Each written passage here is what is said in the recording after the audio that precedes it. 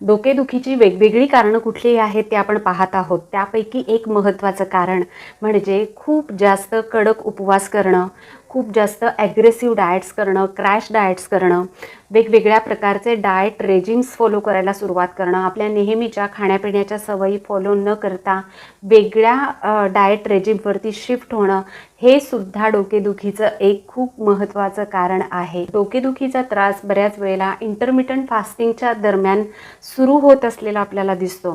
कारण intermittent फास्टिंगमध्ये 2 Windows दिलेल्या असतात. एक फास्टिंग विंडो असते आणि एक ईटिंग विंडो असते. फास्टिंग विंडोमध्ये आपल्याला काही खाता येत नाही. बऱ्याच लोकांना चहाची सवय असते.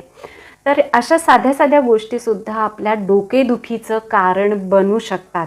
त्यामुळं ज्या लोकांना डोकेदुखीचे त्रास आहेत त्यांनी कडक उपवास करणं, निर्जळी उपवास करणं, इंटरमिटंट डाएटसारखे ट्रेंड्स फॉलो करणं किंवा ॲग्रेसिव्ह डाएट्स करणं, न्यू डाएट रेजिमवरती शिफ्ट होणं, या सगळ्या गोष्टी खूप केअरफुली करायला हव्यात. यासाठी आपण एक वेगळा खास व्हिडिओ केलेला आहे. त्या व्हिडिओची लिंक मी खाली डिस्क्रिप्शन बॉक्समध्ये दिलेली आहे.